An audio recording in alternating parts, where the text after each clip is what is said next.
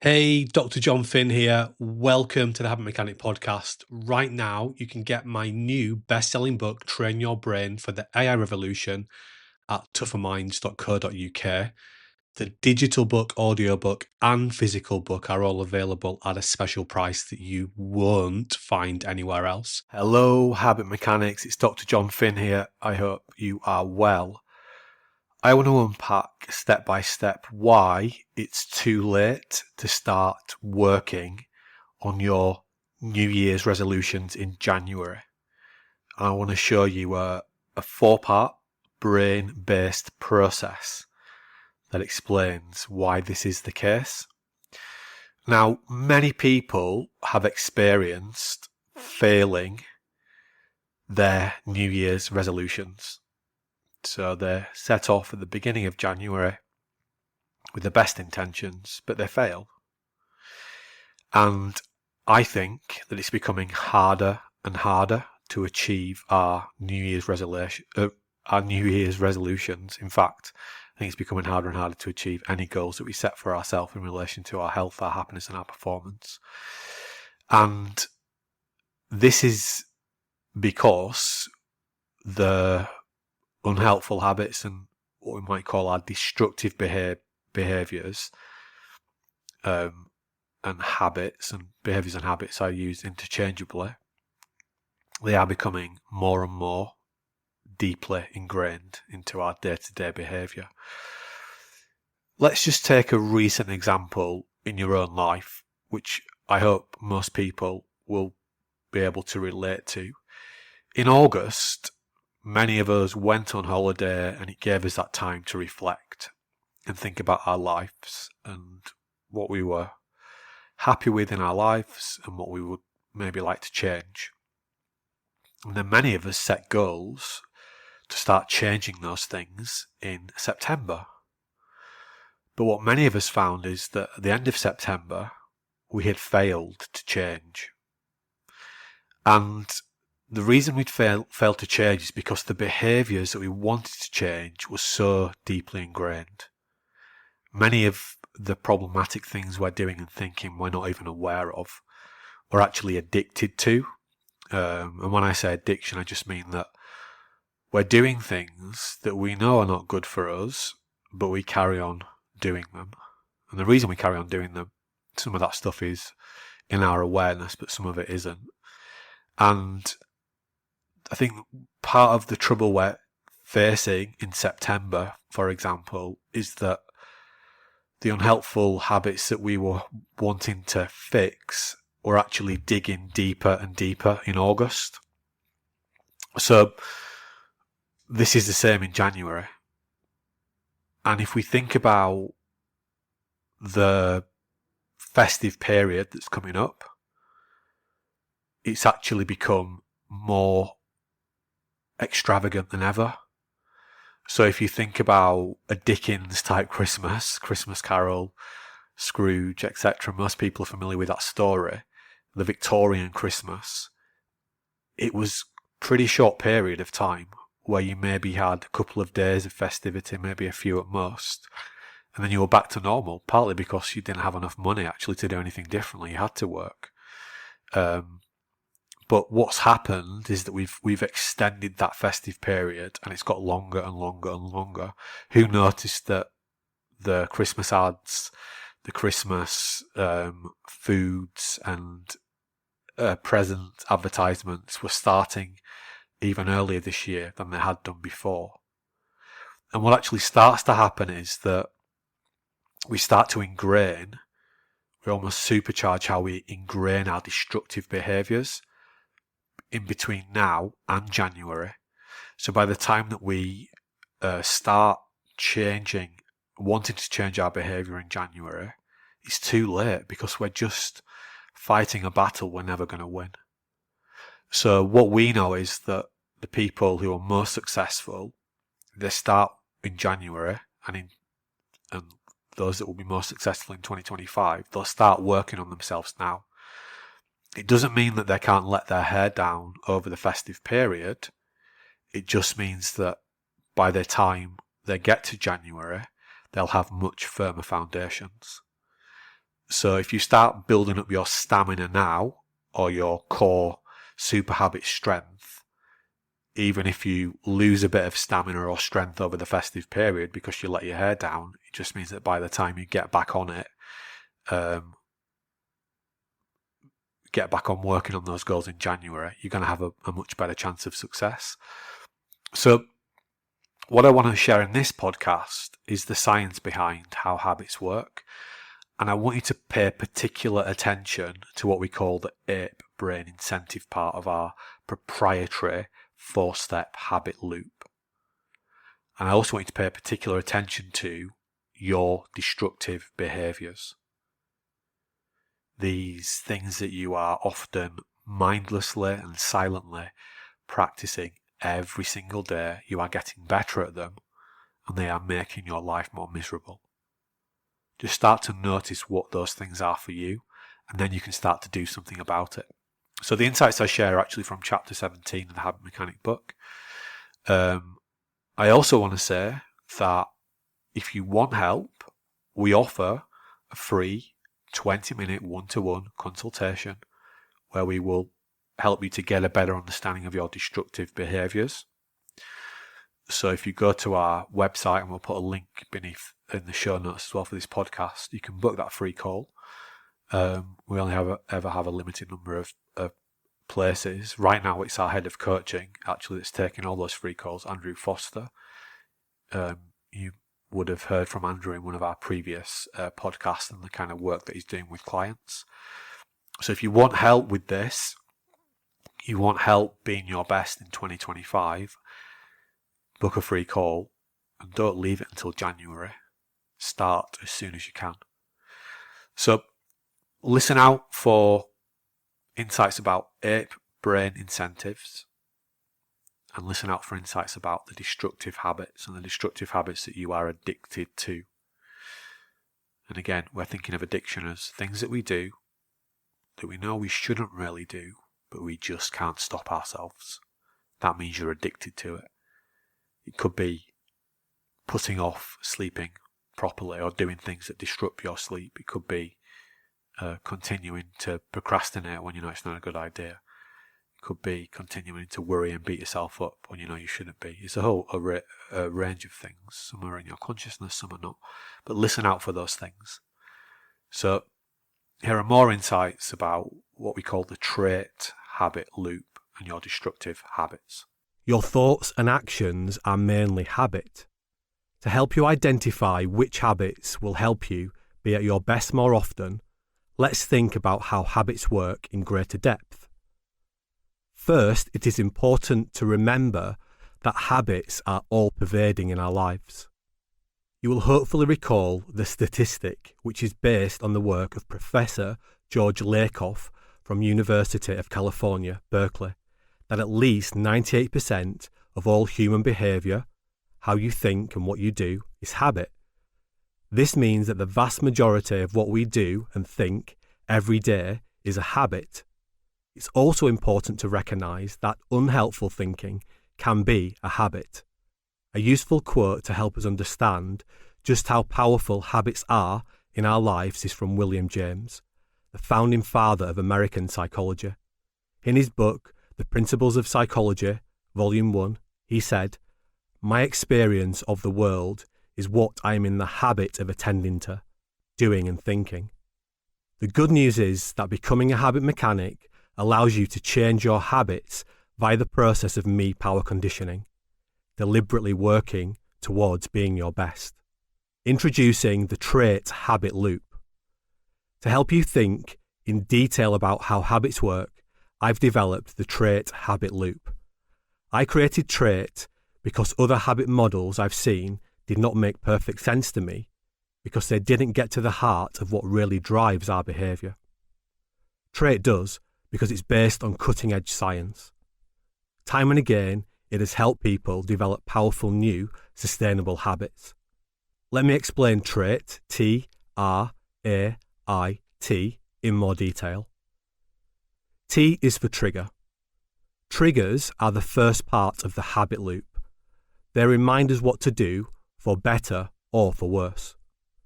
All triggers are ultimately driven by our emotions, hence why emotional regulation is so important. But because emotions are implicit, we don't always think of them in these terms. It is easier to think of a trigger as a feeling, thought, smell, sound, or sight. Smartphones are among the most powerful triggering devices ever created. They provide endless visual, oral, and physical triggers and are always close by. Here is another example. Think about walking into a coffee shop. Triggers are all around you. There is high energy, tempting, ape brain friendly food strategically placed when you order your drink. You might have gone to the coffee shop because you were feeling low on energy, so you will be tempted to make an impulsive purchase of a sugary treat. R is for routine. Before I explain this, I want to introduce the AI in trait, because the routine part of the loop will then make more sense. AI is for Ape Incentive.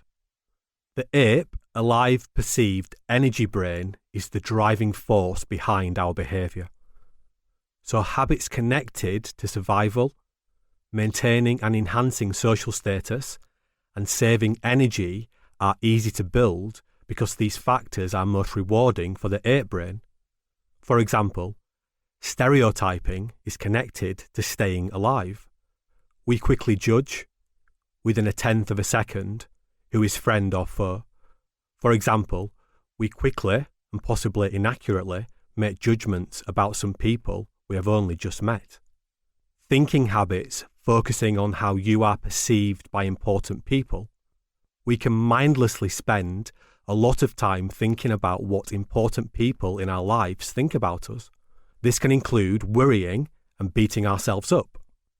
Thinking habits connected to conserving energy.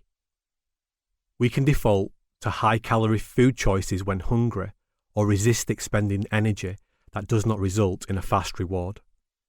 When you feel hungry, you might eat an unhealthy, sugary snack loaded with calories because it is more energy efficient than eating a piece of fruit. Or you might avoid exercise by driving to places that you could walk to. Or stop mentally challenging work to do something less mentally challenging that will consume less energy. For example, stop writing a report to check your phone. More on R is for routine. A trigger is always followed by a routine. The action you take or how you think is an automatic or semi-automatic response to the trigger. For example, your phone buzzes, trigger. You check it, see a message from your partner, and respond, routine.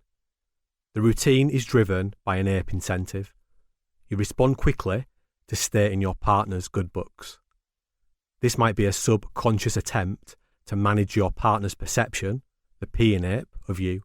For example, by replying quickly, you're showing them how important they are to you. Sometimes the ape brain can gain more than one reward from a habit. Imagine your phone buzzes on the desk whilst you're listening to a presentation. Your routine is to stop and check your phone. This probably takes a lot less energy, the E in ape, than concentrating on the presentation. And it might be a message from a friend that makes you feel good about yourself, rewarding the perception, the P in ape, part of the ape brain, too. That is, your friend must like you because they are taking the time to message you. T is for training. The more you practice a habit, the more neurons in your brain become dedicated to it. More neurons make habit loops more powerful and easier to execute. 8 brain-friendly habits.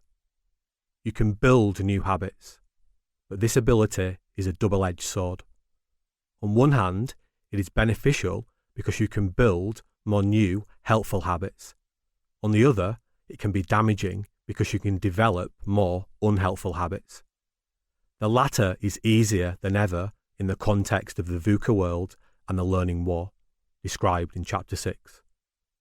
8 brain-friendly habits, which are typically unhelpful for modern life, are easier to build because the ape brain is so central to the habit building process.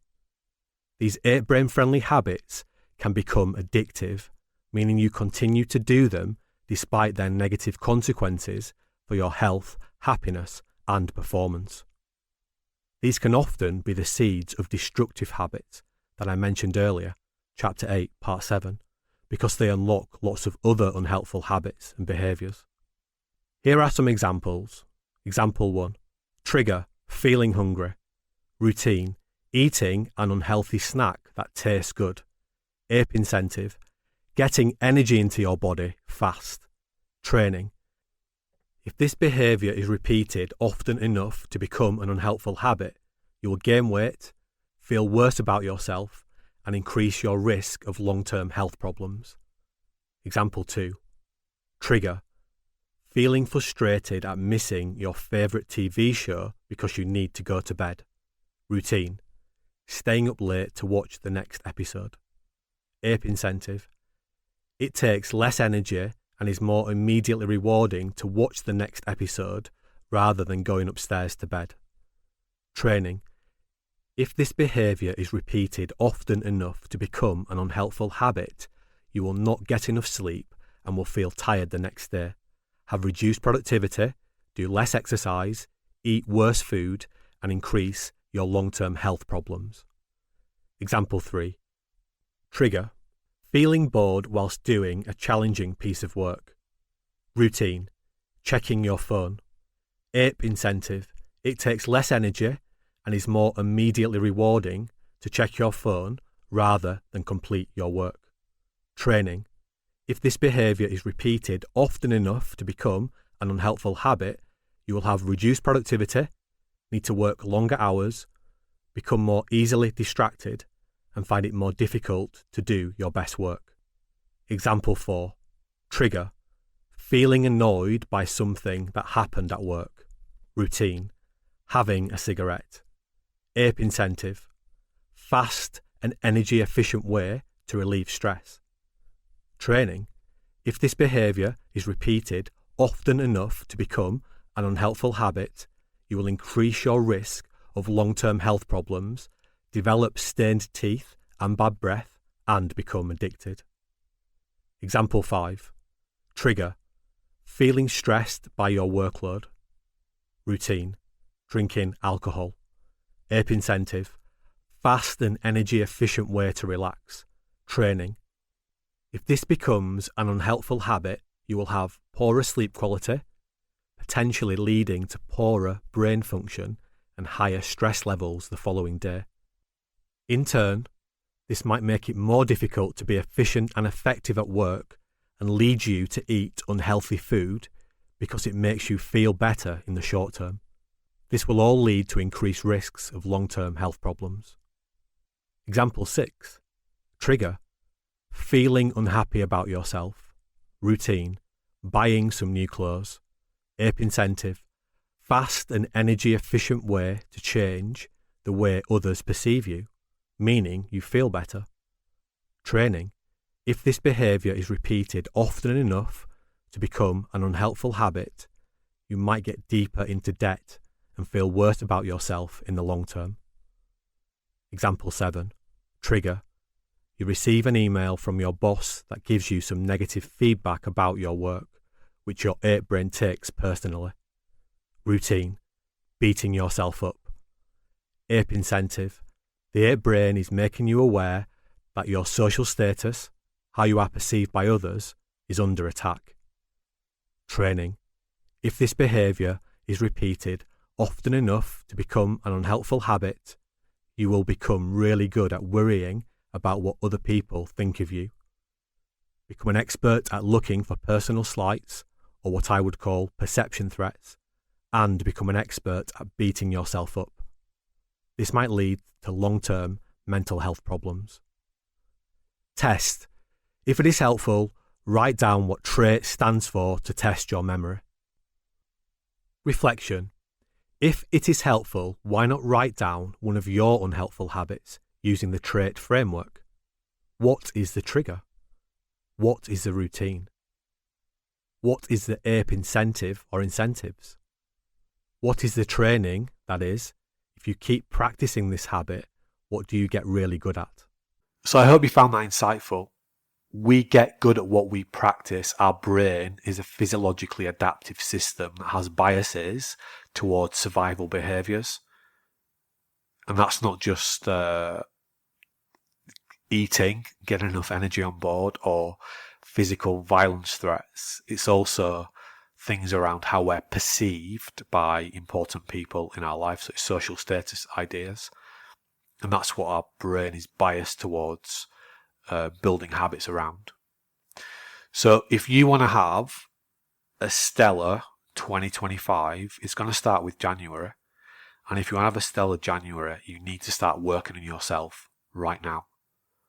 And you need to start laying some really strong foundations so that you can let your hair down guilt-free over the festive period and then get out of the blocks in January and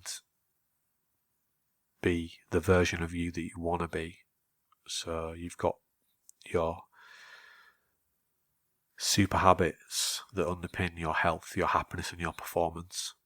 Remember, if you want to get our one-to-one help with this, you can book a free consultation. Also, you can take a free 14-day trial in the app, and that will also help you to start working on these destructive behaviours.